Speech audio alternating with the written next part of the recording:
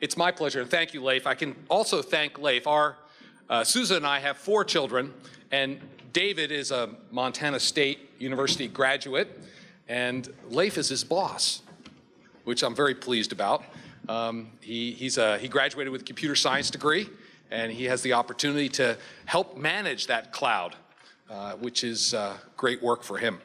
I also want to thank WADED for hosting us here. Thank you very much. It's been a great partnership. We could not have done what we did at RightNow Technologies without Montana State University. About 45% of our employees were graduates from here. We didn't get them all out of school. We spent a lot of energy working to recruit them back to Montana with billboards and websites and these sorts of things. And it was really that work ethic that allowed us to succeed. So thank you. And Steve, of course, thank you for your hard work and service in Washington. We appreciate it, and of course our friendship. So thank you. So we have a great panel.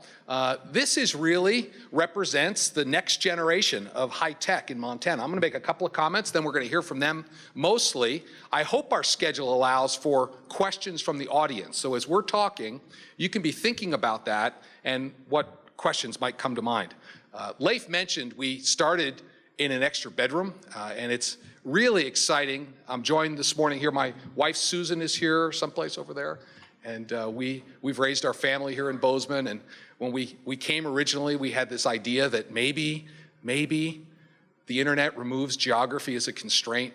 We did start in an extra bedroom. We started hiring people, and that didn't work out so good. So we moved into a real estate office on North 7th Avenue here in Bozeman. In the back of the real estate office, there were some extra rooms. The only problem was there were no windows. So we went to Walmart and bought posters of the mountains so that we could remember where we lived. And then the broker in the office came to me one day, Cease Reiner, some of you may know, now Cease Egland. She lives in Billings, but she said, Greg, there's no room for the real estate agents. You have to go. And we moved into the Emerson building here downtown. We were in the West Wing. We had the whole second floor.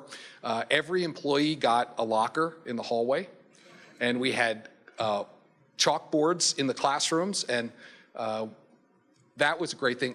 In all, we were doubling the number of employees every 90 days for almost 3 years, which put some constraints on us. We were in 10 different buildings in Bozeman before we moved into the office complex we're in out there. You know the rest of the story. That business ultimately became Bozeman's largest commercial employer. Our average wage here in Montana was $86,000 a year. We employed mostly Montanans.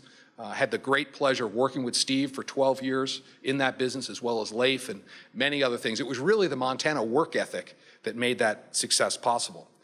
And now, interestingly, due to the spin-offs, and we have a couple of them on the panel here, 40% of all the wage growth in the state last year occurred in Gallatin County.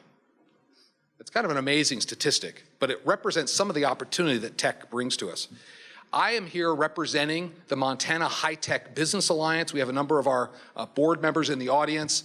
This has been an interesting endeavor. We've put together a group of people to represent high tech. This is a nonprofit group, and we didn't honestly know how big the tech industry was in Montana. We formed about 18 months ago, and I want to share a couple of statistics with you as we get into this panel.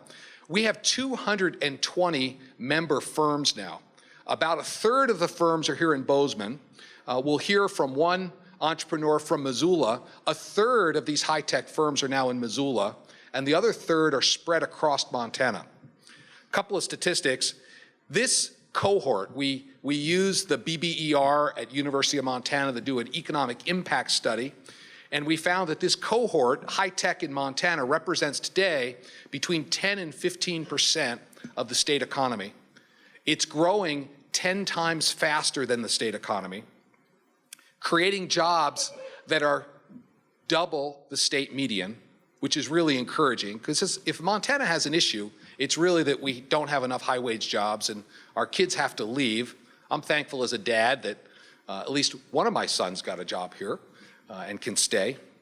And if this industry continues to grow at the current rate, it will pass both ag and tourism within 5 years. Not to replace them, but to complement them so that in our smaller rural communities, maybe there's opportunities for those kids that currently have to move away to create livelihoods for themselves so we can keep families together. So this panel represents really the next generation and some that have been with us working for a long time here in the state. There's 5 technology companies here and also a venture capital firm which is also in providing the funding. I want to make one point. Some people ask, well, what is high tech anyway? So the definition we use at the High Tech Business Alliance is a company that does software or hardware or sells software or hardware, does e-commerce, or does manufacturing with skilled labor, like welding or machining. That's our definition of high tech. This is the characteristic that's common across these sectors is the jobs tend to be above average wages. And we want to foster this in Montana so we create more opportunities. And I should note, though, one piece of pushback we get occasionally is that, well, that's fine for all you techies, but what about the rest of us? And it was interesting, at RightNow Technologies, only about 10% of our budget was on software development. The other 90%, just as Leif talked about, were lawyers, accountants, salespeople, marketing people. And then when you bring high wages jobs into a community, houses get built, restaurants get patronized, all the other businesses in the community flourish. And in fact, it's interesting, of the $104 million of payroll increase in Gallatin County last year, $27 million of that increase was construction payroll. And that's creating jobs for tradespeople, and that's a great thing for our community. So what we want to do now, I've asked each of the panelists to give us a little background on their company, and a little outlook to the future and impact locally, and maybe some colorful stories you have about the startup process, whatever comes to mind. I have a couple of questions, then we'll open it up to the audience. So I want to start with Andrew Hull down here. Andrew's the founder of Elixiter. Elixiter's based here in Bozeman. I had the pleasure of working with Andrew at RightNow, and you're doing some phenomenal things. Can you tell us about it? Sure. Well, thank you. Elixiter, quite simply, is the next generation marketing agency. We are a group of professional service individuals, and we do 2 things really well. We take all the cloud-based technologies that you hear about, specifically in the MarTech or our marketing realm, and we help implement them, service them, and make sure that our clients are really successful with them. So I'm fortunate enough to work around a whole bunch of extremely, extremely bright individuals here in Montana. And the company was founded with a couple principles. One is I wanted to found the company here in Montana, stay in Montana, and specifically train and hire Montanans or people that wanted to live in Montana. I could have hired individuals anywhere in the world to be part of this company, and we've made a conscious decision to have those individuals be located here in Bozeman and be part of Montana. And to give a little background, I left RightNow and started Elixiter in late 2011. We've grown over 100% each year since inception. So as a startup, those of you that are entrepreneurial and been through the startup process know that it's extremely hard to get through the process. And it's been rewarding for us at Elixiter and all the employees, and I'll give some background to those employee statistics here in a moment. But to not only grow the company and make it through that surviving part, but to actually thrive through the process. And I think Montana is uniquely positioned to allow companies not only to survive, but actually thrive in this new economy. And so to give some context to Elixiter, we're on about a $3.5 million run rate right now. That is purely professional services. So we are many of these cloud-based software companies' best friends. We are the people that go and make sure that that software is implemented and running correctly. We have 29 employees here in Bozeman. We're right off Main Street. You all know where that white horse is that spins. We're on a 2nd floor up there, and you probably never knew we were up there. We have 75% of our employees are graduates of the Montana University system. So I really believe in the hard work, the type of ethics that come out of folks that have grown up in Montana or choose to live here. And that's across MSU, University of Montana, Carroll. We are really trying to pull and keep those young students that are coming out of school, keep them here in Montana. Over 50% of our employees are Montana natives. And I was pulling together where they've all come from, and it's really cool. It's not just one area of Montana. We have Malta, Sydney, Helena, Great Falls, Bozeman, Billings, Chinook, Belgrade, Missoula, all represented within Elixir. So it's not just one part of the state. We've provided opportunities for graduates here in Montana from all corners of the state to stay here. We've talked about workforce diversity. We're also unique in the sense that we have 50% of our executive staff is female and 60% of the company is female. As you know, the tech space, the more you get into tech, we still have a lot of work to pull more females into the really tech-oriented jobs, and we're doing that at Elixir, which is great. The other thing is we are the future of the tech space. 85% of my company is under 35. Kind of puts it in perspective. These are young professionals that are not afraid to go make a difference in the world. And of our client base, because I get that question a lot, who does Elixir work with? We work with big enterprises around the world. We have 2 active clients in here in Montana, but 55 of our clients are spread out all over the world, spanning 10 countries. So I get the blessing of taking 3 a.m. calls out of Tel Aviv and also covering clients in Australia with our other employees. So it's truly a global client base, which makes that unique as well. So we'll hold off on some questions, but we also have a very formal apprenticeship or training program. We do over 100 hours of formal in-classroom training, and our new employees are ramped up slowly over a 6-month period. So not only do we want to bring employees here and have them stay here, but we're willing to train and put that extra effort in to make sure that they're successful. So that's the background on Elixir. Great. Thank you, Andrew. Thanks for the impact you have in here. Next, Dennis Dixon from Zoot, one of the early pioneers of tech in Gallatin Valley. Why don't you tell us your story? Morning. Thanks for having us here. Wonderful crowd. We've been around 25 years. We're celebrating our 25th anniversary this week, as a matter of fact. We'll have about 500 people out there Friday evening, and I'll be doing all the social graces that I love so much. Sure. About 20 years ago, our founder, Chris Nelson, was pitching Zoot services to American Express. New York City, top of one of the towers, looking out over the Hudson Bay. The room's mahogany, big whiteboards. He's talking about Zoot this and Zoot that, and we'll integrate here and do this with you. And he looks down at his pen, and it's a permanent marker. And one of the board members at that time of American Express was Henry Kissinger, former Secretary of State for Richard Nixon presidency.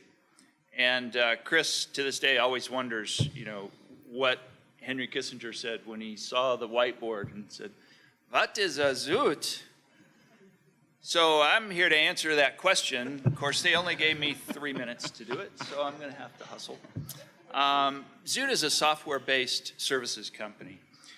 We provide services to the financial industry primarily. We provide account opening services, credit decisioning services, loan origination services, data acquisition, and many more services. We're software-based. We do that through software.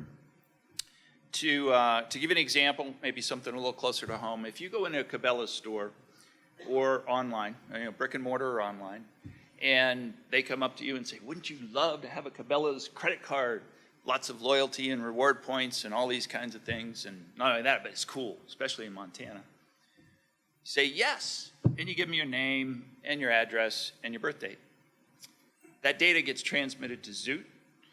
We go out and we pull consumer credit files, either Experian or TransUnion or Equifax. We pull regulatory data, fraud data, other kinds of data as Cabela's requires it.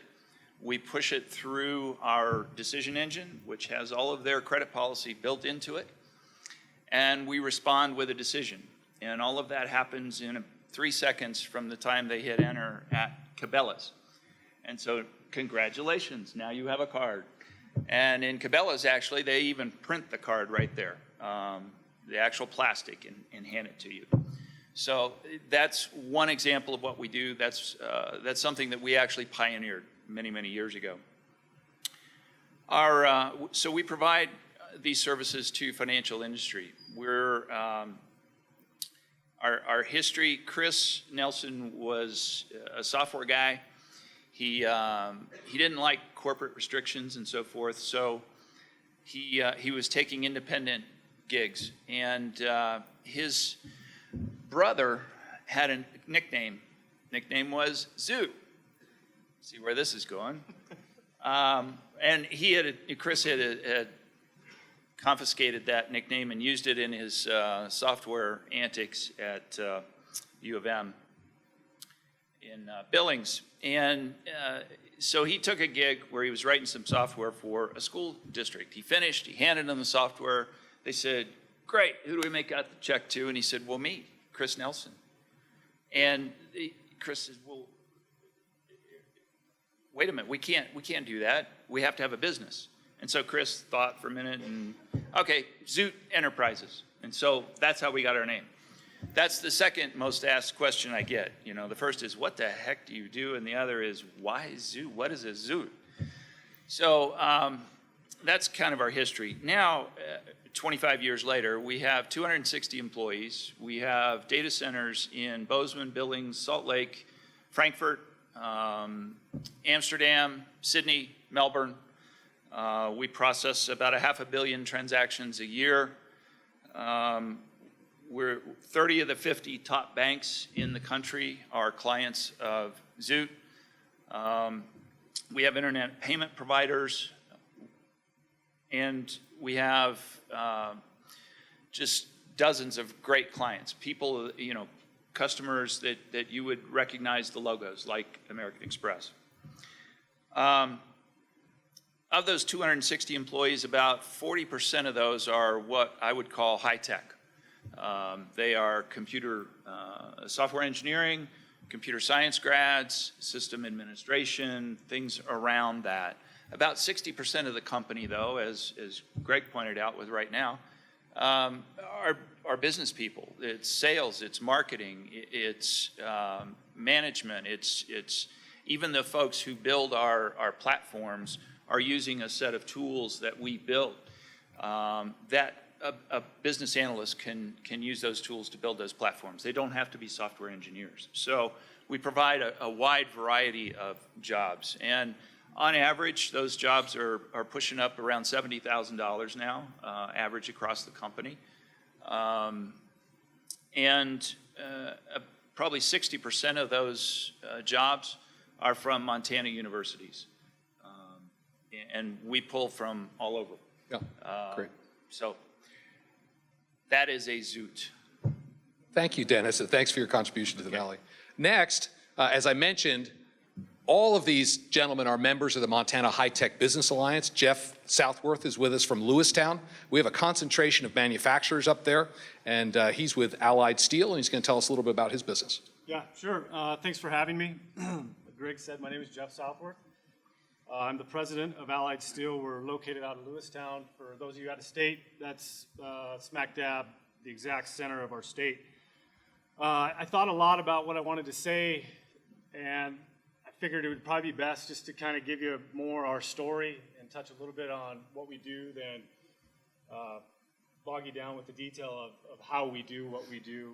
If anybody's interested, you can find me somewhere around here. Allied Steel was started by my father. My dad was the visionary of the company, kind of a self-made guy. I think he left home when he was about 16 or 17 years old. He started the company with a $110 welder, and he stepped away from Allied Steel 15 years ago at the age of 51. My dad didn't leave Allied Steel because he financially could. He left Allied Steel, I think, for a couple reasons. One, he was sick of fighting with his kids. Sorry. And two, he truly believed in youth. You know, he would brag about how young his group of managers was, about his couple of his kids that worked in the company, just that, you know, we were a bunch of 20-nothing-year-olds and look at what these kids are starting to be able to do, things like that. It got to the point to where, honestly, I mean, when he would tell the story, I would start to walk away or think about something else, but he was obviously very proud of us. I got to work with my dad for about 1 year, and he got out. He got out because I believe he was very tired. Anyway, my dad always would tell us, you know, you have to embrace technology, and to his credit, he was kind of at that generation where I think he truly didn't care to learn technology. He just knew that to live in Lewistown, Montana, of all places, to support our family and to support our employees, which at that time was not very many, maybe 20, something like that. You know, we had to figure it out, and you know, we had to cut our own path. So he left. We started working hard, and we started learning. Most of what I know today, to be totally honest with you, is by making terrible mistakes. I use the analogy once in a while that, you know, there's a tremendous amount of business paths one can take, and mine felt a lot like walking through a business minefield blindfolded. You know, we had poor timing, very poor timing at times. You know, if there was ever a bad time to spend money over the last decade, pretty much on that day we spent it. But we persevered. We fought through. You know, I always thought it would be cool. You know, like 60, 70 years old. You know, when I 60, 70 years old, if there could be like a forum set up, and I could sit at a table with younger people and tell stories about being lucky or being fortunate. You know, it's just to have started something and then to grow it in all places, be it Lewistown, Montana, where you can imagine how secluded we are from real industry and from the ability to come cherry pick, you know, real business leaders that know something about steel fabrication. It would be, it was very difficult. So a little about Allied Steel. When most hear steel fabrication, I think they think of kind of more on the blue collar side, welding, dirty. It can be dirty depending on how, you know, if we got our steel railed up from the Burlington Northern Santa Fe, steel's really clean, shop stays clean. Sometimes it's, you know, it's outside, it oxidizes, the shop does get dirty, but really what today's advanced steel fabricator is a very sophisticated business. Allied Steel is a highly certified steel fabrication company. Very few people in Montana even know that we exist. We are definitely under the radar, and it really wasn't by design. It's just the way that it was. Yet in the Pacific Northwest, we are one of the premier elite builders.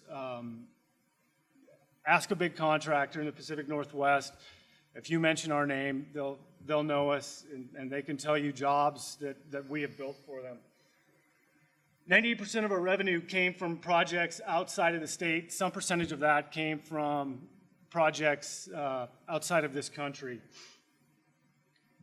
Although Lewistown does not have the population to support all of the workforce that we need, who we do employ in Lewistown definitely benefits Central Montana and our state.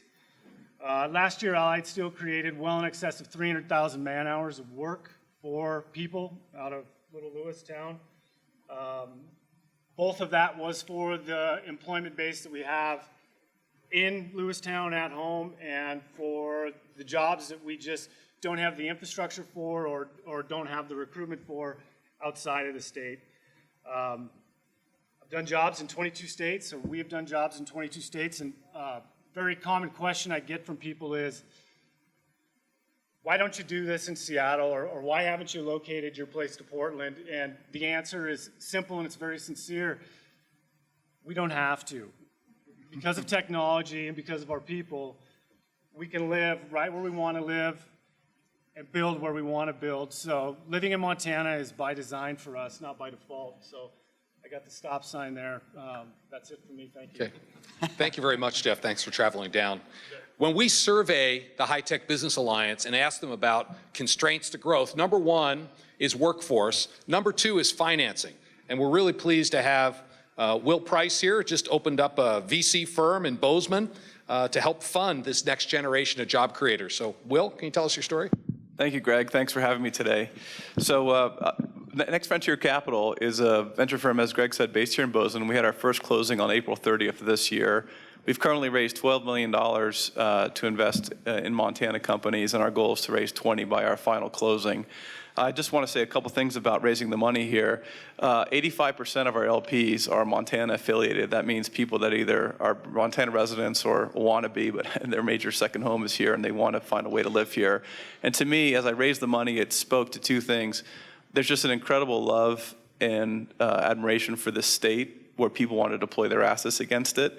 And B, there wasn't really a mechanism for people to do that. They really felt like so the product, if you will, of our fund is to take assets of people who've come to love this state and deploy it against the opportunities the state presents in itself. And right now we've got about 60 companies we're tracking. Obviously Greg mentioned there's 220 people in the Montana High Tech Business Alliance. There's just a large number of opportunities in Montana that we're really excited about.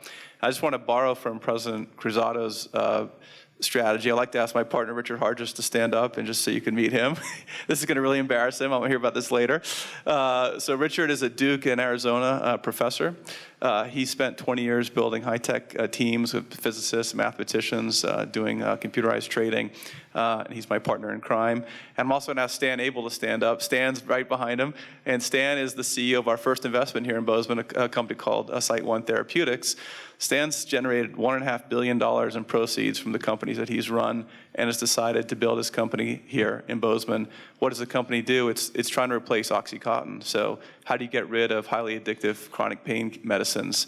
And his product, which is an affiliation between Stanford University and MSU, working very closely with Dr. Para, the goal would be that you can provide long-term relief from chronic pain without habit-forming side effects. So that's our first investment.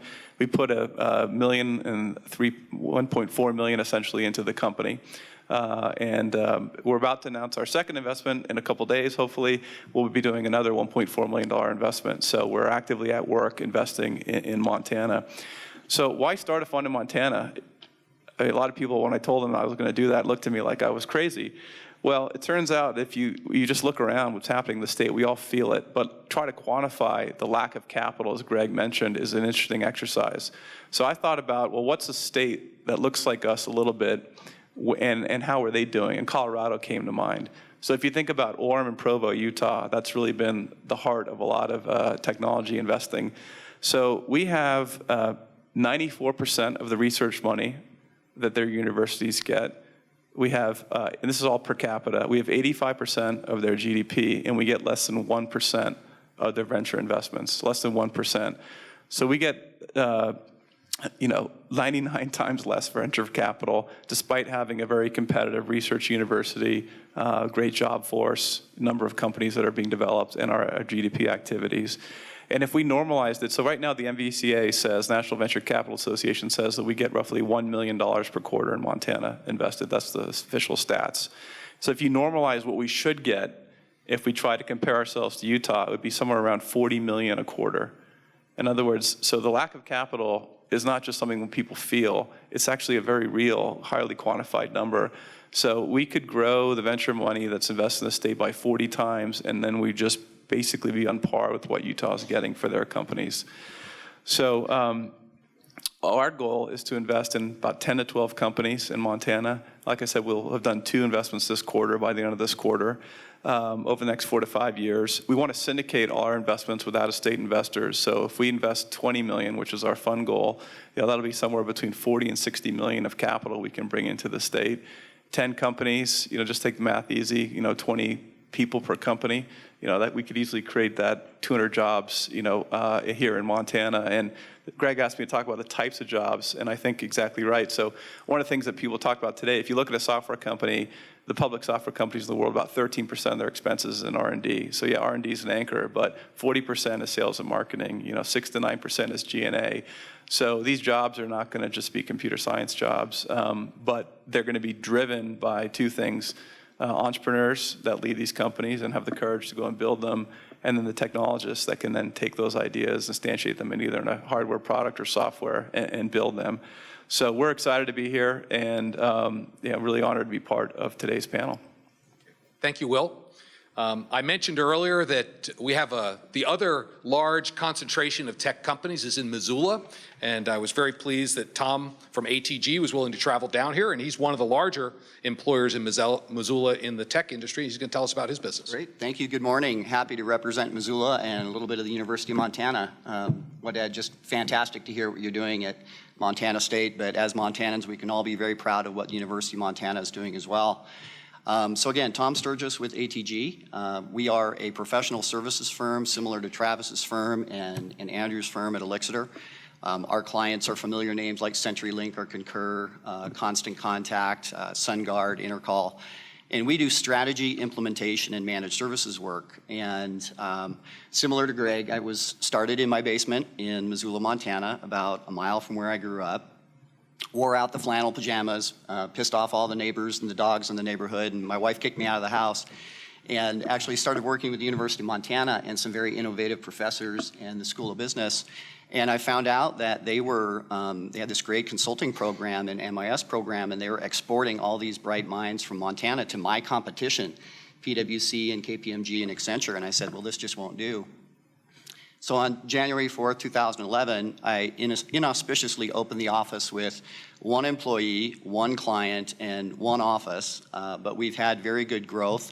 And I'm pleased to say that this week, we're providing 2 letters of intent that'll bring our total number to 60 after 4.5 years. And so it's been fantastic. Just watch that grow from one employee and one office and one client to 60 careers, 20, 25 clients evolving through our program.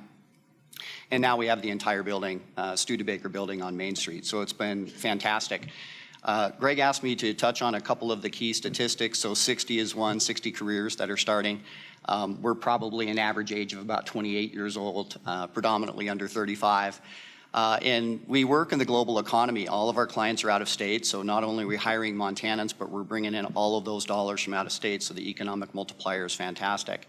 And because we're working in the global economy, we've been able to dramatically increase our salaries. So right now, our full-time consultants are averaging about $78,000 plus benefits, plus a couple of bonuses. So it all nets up to being about 3 times the per capita for Missoula County. And what we're looking for is we're looking for a lot of entry-level positions. We've been starting to recruit from Montana State in the industrial engineering program and the computer science program. Most of our students are from the University of Montana. So we're seeing a lot of very good talent coming from the Montana University system. But now we're reaching out, and Greg, I love what the High Tech Alliance is doing to try to reach out to these Montanans and create a lifeline to come back. So these people that have left the state and had this intelligence brain drain that Senator Daines mentioned last night. So we're looking to, I have a personal goal of doubling. I figure the next 60 should be faster than the first 60. So I'm looking to grow within 2 years and get a higher average salary than right now had. That's my personal goal, is to get over the $86,000. So I'll email you when that happens. So, and the market opportunity for us is fantastic. So if any of you are interested in technology, if you have sons or daughters or brothers and sisters that are interested in technology, I'm happy to give you my card. Thanks for your time. Tom, I hope you become the RightNow of Missoula. No pressure. Thing. Yeah, good. So one other question that comes up is, okay, this is fine for the big metropolises of Bozeman and Missoula, but what about rural Montana? And I had the great pleasure of working with Travis at RightNow Technologies as well. He comes from seed potato stock down in Dillon, Montana, and now he's becoming one of the largest employers there. So can you tell us your story? Great, thanks. Thanks, Greg. So I'm very happy to be here. What a great... I'm sorry to interrupt, but he's also a new dad. He and Emily had a baby here just a couple of weeks ago. Yep. Little William. So congratulate number 2. Very happy household. We feel very blessed. So excited to be here. So Helix Business Solutions is the name of our company. I joined Helix about a little over 2 years ago, and I'm from Dillon, Montana. Helix is a customer experience and customer service consulting firm. We implement the software that Leif was talking about, the Oracle Service Cloud software for many world-class organizations. We develop partnerships with these organizations to execute their customer service strategy, to get modern customer service. These clients are Adobe, Macy's, Nike, Enterprise Rent-A-Car, just to name a few. But we have hundreds of customers, and Dillon has been so fun to start. To be able to work for world-class organizations in the technology industry from one stoplight town. I guess we have 2 stoplights now, 2 stoplight town. All right, so we're able to. So we started in my home office about just a little over 2 years ago. We got to about 6 employees, and it was getting a little cramped. Right, we were taking conference calls on the back patio and in the garage and everywhere else, and so we were able to secure an old school building downtown. It's a big historic 30,000 square foot school building that we're working on partnering with to renovate, and it's so great to make use out of this building and leverage that untapped talent in Dillon, Montana. There's a lot of history in this school. I went to kindergarten there. My dad went to kindergarten there. My grandpa went to kindergarten there. There's still a daycare in the bottom, and we're hoping to just start, hiring them and get them up to the top floor, right? So, very blessed and fortunate to have this opportunity in front of us. Nothing is slowing down. We're growing it at about 45% a year. And we've hired about 25 people in the last 18 months alone. Between Dillon and Bozeman, Montana, we've got an office up on Enterprise Boulevard, up on the Oracle campus, and very excited, to leverage this Montana work ethic, this Montana talent, that we have here. That's what makes it work. I put my team up against anybody in the world. These guys and gals are great. We're creating a great environment for them, and we're able to work with universities and get some great college graduates as well. We hire both very high value, experienced people, and also people right out of college and getting them to work for global companies. So very excited to be here and looking forward to the continued growth. So. Yeah, great, thanks, Travis. When we polled the members, I mentioned earlier that the number one issue is workforce, getting people that are trained. And a number of the companies have had to do some unique things to fill their open positions. And I'd love to have Andrew comment a little bit about, although you're doing technical work, you haven't historically hired technical people. Can you talk about what you've done at Elixir to find the people you need? Yeah, so what makes us unique is we're just as much marketers as we are technologists, and that's a really hard combination to pull together. I like to call it the Swiss Army knife, and it's really hard to find that in the business and tech community.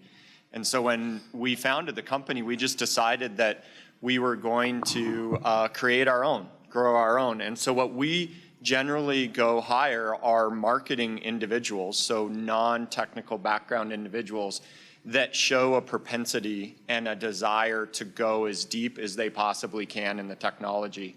We have an extensive interviewing process. We also do a lot of psychology profiling, and we actually make people take tests to understand how easily they interact with technology.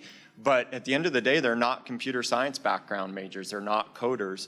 But over the course of a year, they become as savvy technologists as you would find coming out of any top tier technology program. And we take them down that rabbit hole as deep as they want to go, and we provide the training and the background to support them to do that. So it's really exciting to be able to build a program And it also is important for our livelihood as a company because we're not going to relocate people from all over the country or the world. We're able to control our own destiny by being able to have a program that's repeatable and that is, and we've demonstrated the success to be able to train and have these people be articulate in the technology and the marketing at the same time. So that's how we've done it. And it hasn't been easy. I mean, it's been a 4-year process of continually grinding away at improving that process. And each person that comes in that's part of it is responsible to train the next person. They've got to get up there, they've got to train and communicate that to the next hire. So there's a lot of built-in incentive for the whole company to be part of growing the next employee that comes in. Great. It's impressive what you've done, Andrew. I think, Travis, you've done some unique things with Western down in Dillon around their block format. I think we have the Chancellor of Westerns here today. Beth Weatherby, is she here someplace? Yeah. Thanks for being here. Travis, could you tell us what you're doing there? Yes, sure. You know, we've had, we have these high value resources, right? And we, to be able to scale, to continue to grow, we have to create our seed stock, that next generation. So we went to the university. I talked to my friends, Fred and Kevin. If you're out there, thanks guys. Who's your best, students?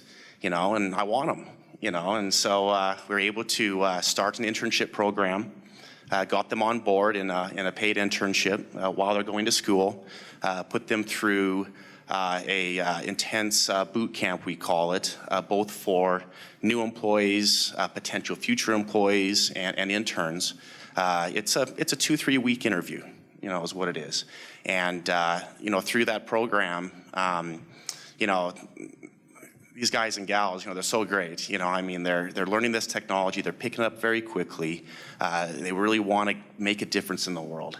I've got one guy, he was an intern. We brought him on full-time after he graduated. I have him full-time on Walmart, running their operations, their call centers from Dillon, Montana. And he's making a huge impact. I let Walmart, take the puppy home and try it out, right? And now we have a full-time team, working at Walmart, between Dillon and Bozeman, Montana, and supporting their customer experience and their call centers all over the world, and same with, Adobe, we're delivering projects with their Adobe's organizations in Switzerland and France, from Dillon, Montana, right? And so it's a great success story, been a great partner with the university. I look forward to accelerating and further developing the partnership and filling up that old school. So. Great, and I could attest to Travis's expertise in these training programs. Our daughter, Rachel, who just finished her freshman year in college, had an internship, and she went through the training program, and she was billable after 1 week. So that was a lesson for her in economics. So thank you, Travis.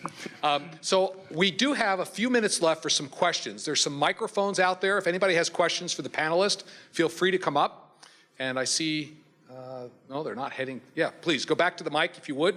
Is there anybody else on the panel, just as we're queuing those up, any other employment-related things that you're doing uniquely to source staff?